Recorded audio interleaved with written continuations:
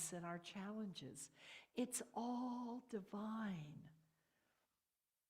And we're invited to have the soul adventure of inviting and welcoming the experiences that help us grow in that awareness. About a month and a half ago, we had the daily word was wholeness, WHOLENESS. And I made some notes because some thoughts came as that daily word was shared. And I was thinking wholeness can be spelled two different ways. One with the H, which means it's complete, and one with just the H with no W in front of it, which is an emptiness. It's something that's empty, but ready and waiting to be filled. We in the West tend to fear darkness and shadow, but in actuality, that's as divine in its own way as light. It gives us the divine womb out of which we emerge and into which we return at the moment of our death. That wholeness. So wholeness is not good one way and bad the other. It's just two different aspects of life. And I realized the difference is adding the W to the beginning of it, the space, and then you add the W.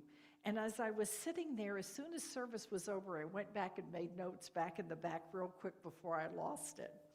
And the W is for who you are, what you are, when you are, where you are, and why you are. It's the W, bringing it into completion, is when you bring your presence into your life and into the world.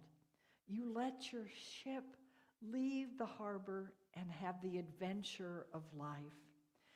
And then this morning, I was looking at it and I realized wholeness, HOLENESS, is one letter away from holiness, HOLINESS. And once again, what is it you've added? The I am. Your presence is what can fill every seeming hole when you realize you are truly one with the divine and that it is all divine.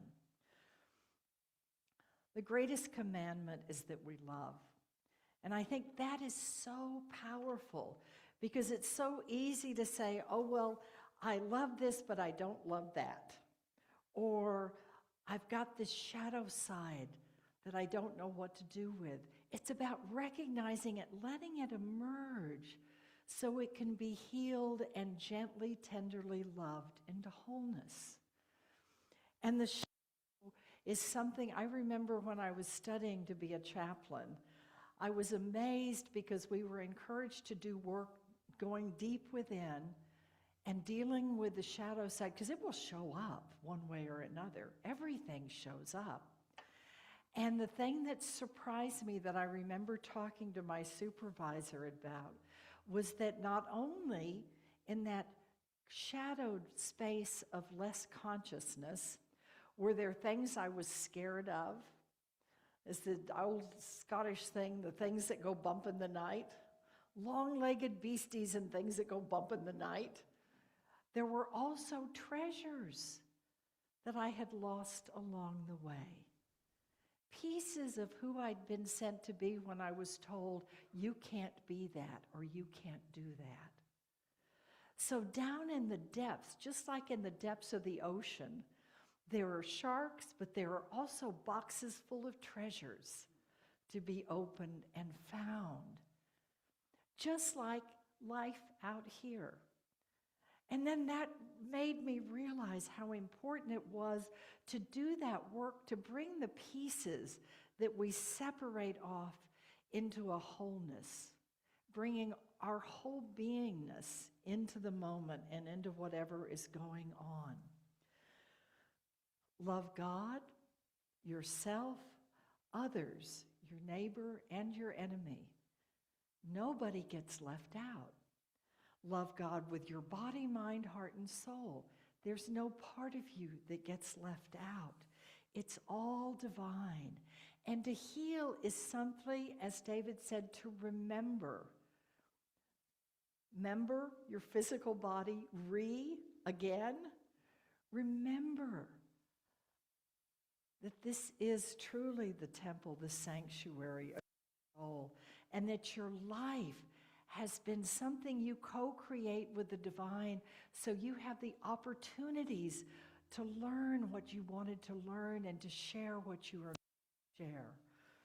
All of it so powerful and so important. Charles Fillmore said, "Love is the harmonizing power of the universe. It brings things that seem in disharmony into harmony." Our life is about bringing everything into wholeness and harmony.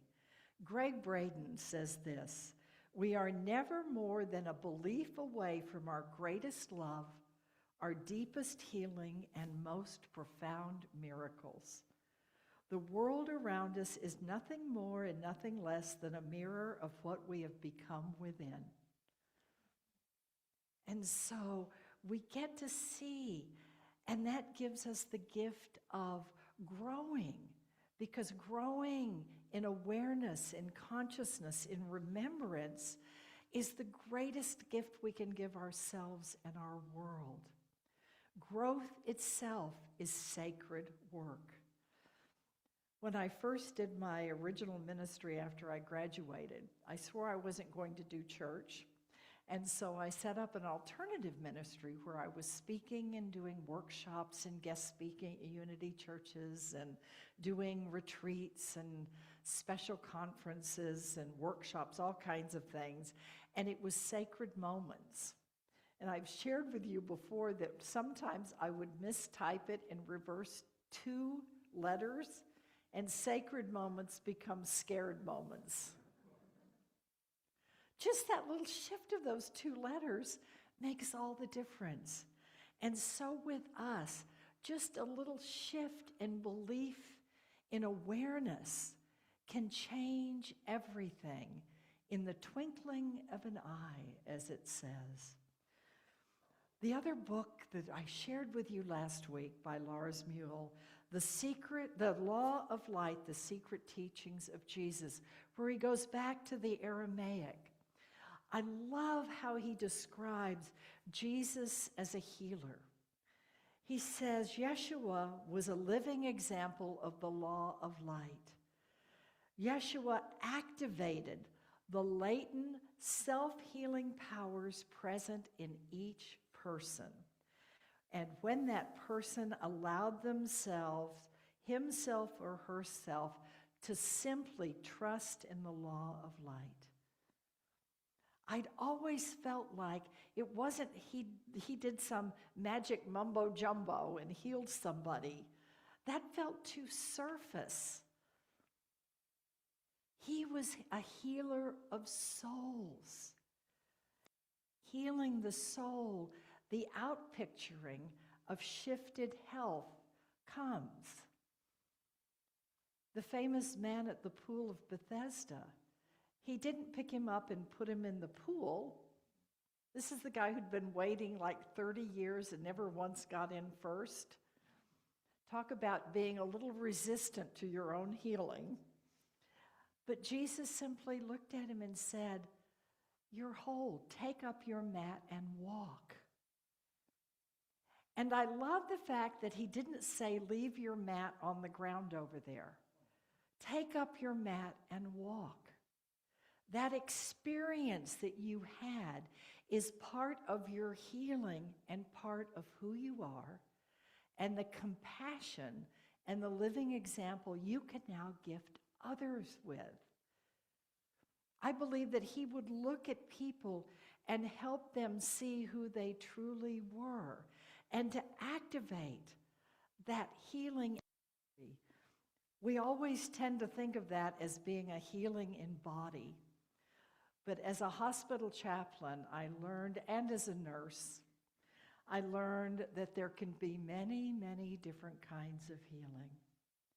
And when we would pray for healing someone in the hospital, sometimes it was a physical healing, sometimes it was a mental healing and shift of perception, sometimes it was a healing in heart of relationships, and sometimes it was a soul healing that brought them a peace that passed all understanding, that let them embrace and learn from whatever the process was that was before them.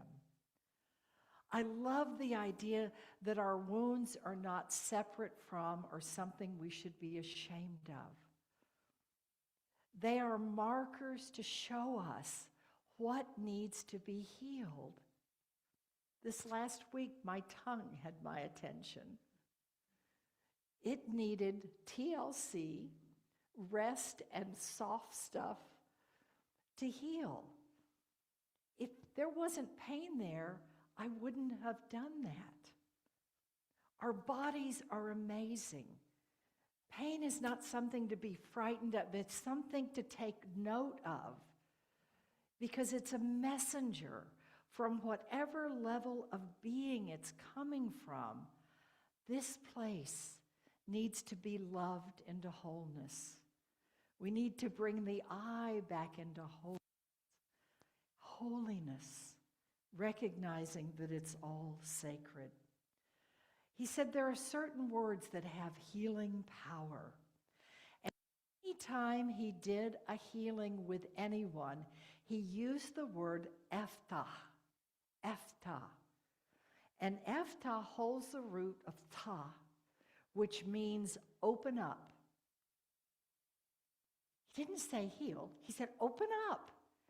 And the full meaning is open up, open the divine field, and let Rudakusha, the holy breath's power, flow freely through it, restoring the heavenly state.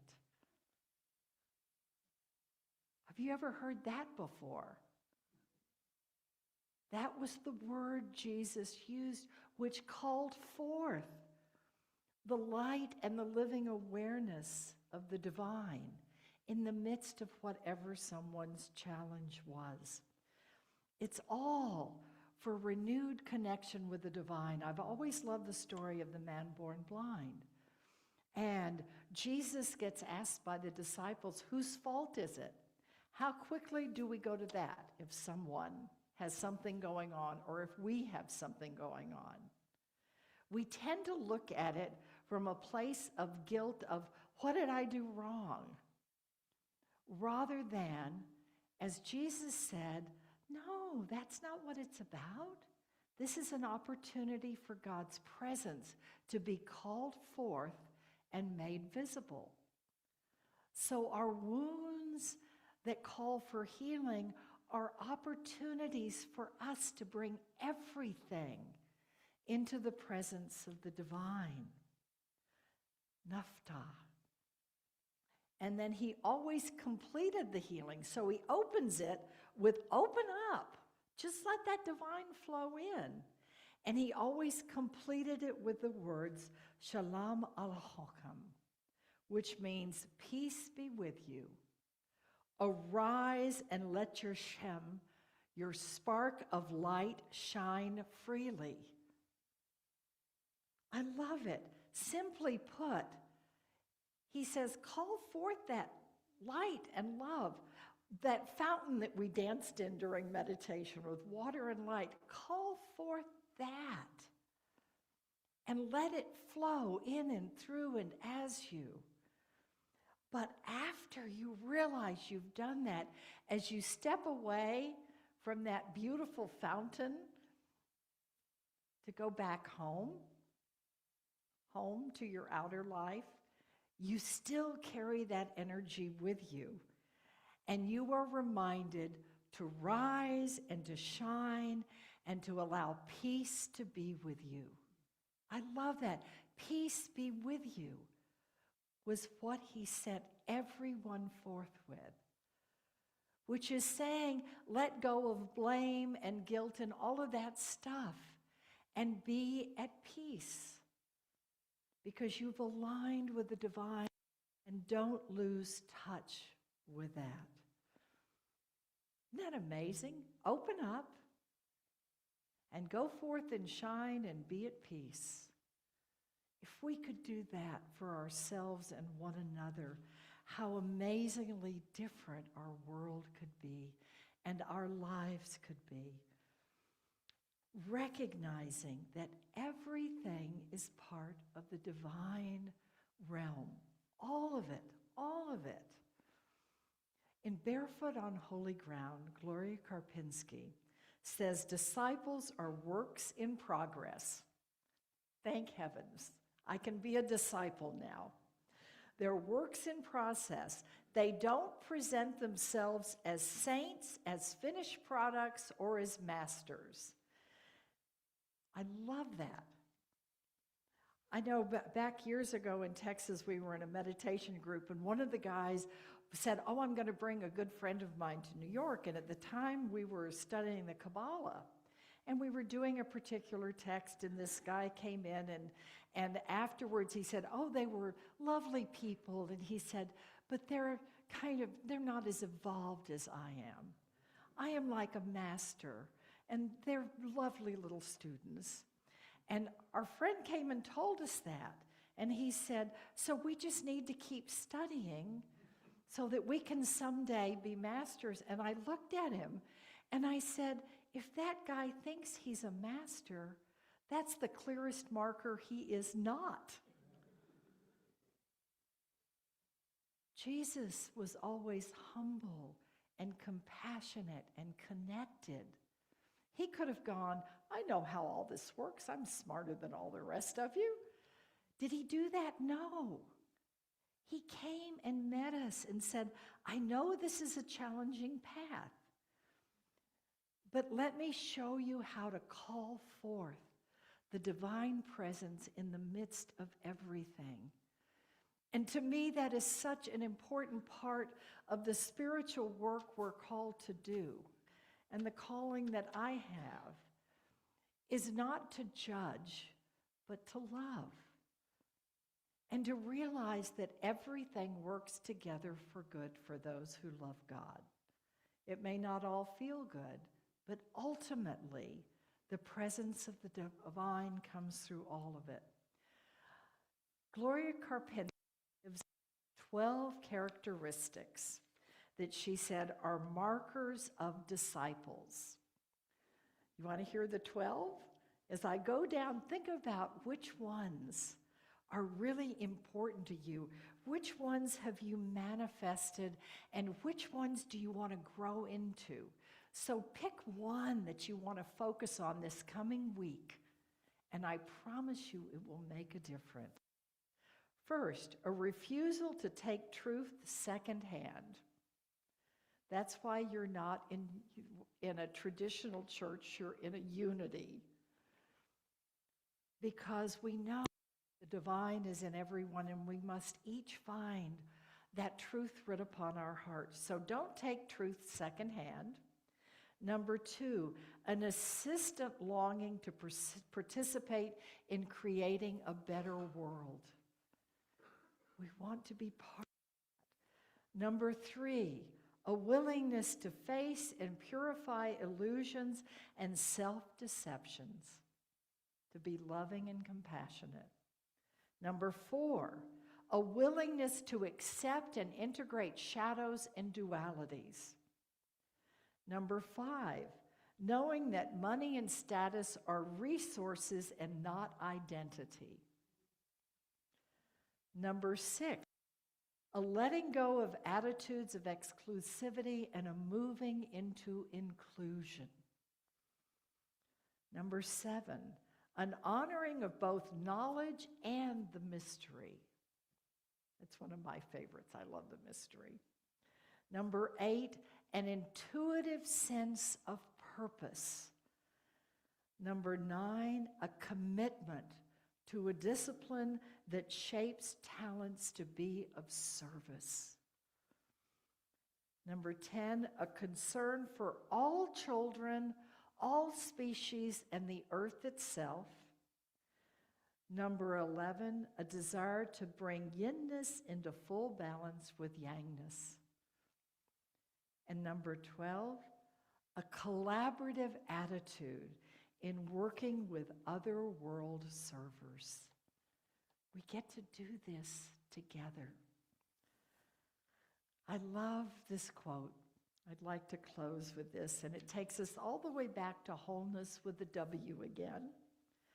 Acceptance of ourselves without judgments brings to all wounds a tincture of self-love, which widens the channel for receiving the healing power of grace.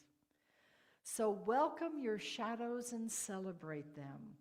They are primary characters in your sacred story, an ancient tale of transformation written in your soul and the way home to wholeness with a W, because you are part of it.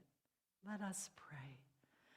Oh, sweet, sweet Spirit, may we remember, may we remember, may we remember, may we embody the remembrance that it is all divine, all of it.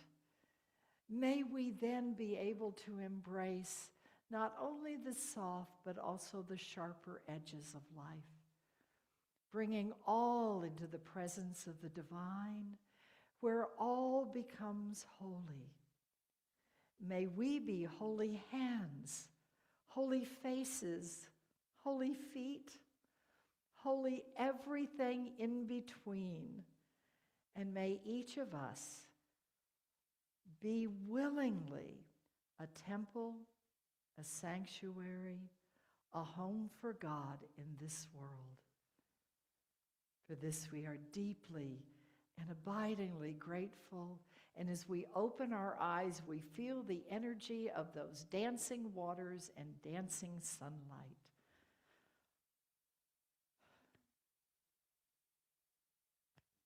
I love you all beyond measure. I look at you and I see dancing light and dancing water.